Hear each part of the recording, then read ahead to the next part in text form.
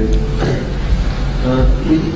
relation to this book, pork consumption and human diseases.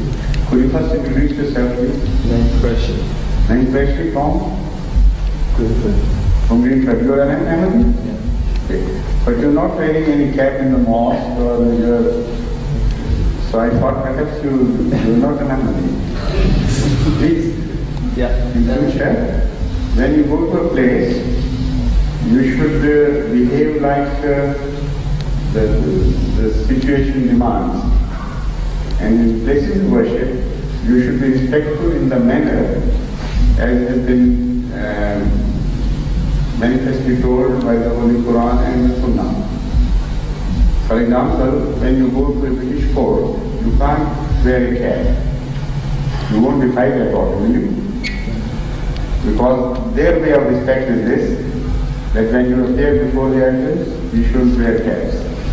But in Islam, it's exactly the other way around. In the court of Allah, this is the highest court one can imagine.